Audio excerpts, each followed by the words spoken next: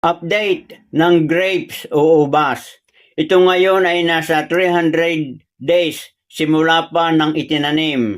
At napansin ko, malalaki na ang mga puno at sanga at mayabong na rin ang mga dahon. Pero hindi pa rin bumubulaklak.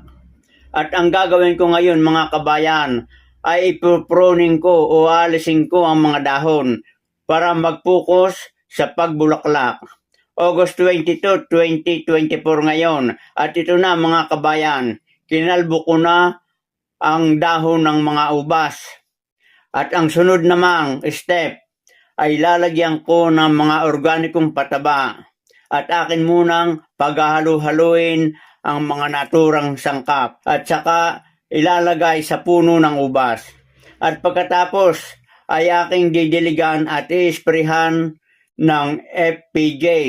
Ito yung fermented fruit juice. Ito ay ginawa kong mga prutas na malapit ng masobrahan ng hinog.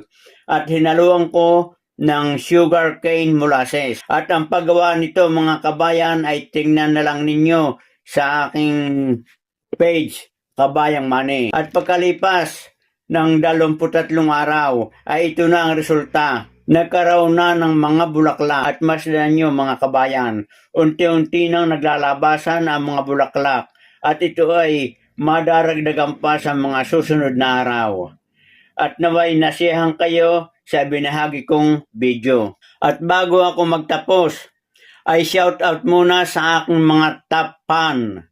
Kelly Ancheta, Belia Ganda, Loreline Regalado, Joseph De La Cruz, Molly and Bill, Nika, Esther Coro de Sagom, Sistoso Bariin Jeff, Dores de los Santos, Lovely Imperial, Maria Loni Morales, Robelin Cabalida Labiano, Emma Cinco Selvano Chia, Adriel Quintana Almosera, Caroline Santos, Mike Ikem Lampa, Purisa Balikwas, Arman Vicente, Manuel Pabico, Jeneline Buntao Locob, Alicia Orag, at shoutout din sa lahat ng mga sumusubaybay sa aking ina-upload na video.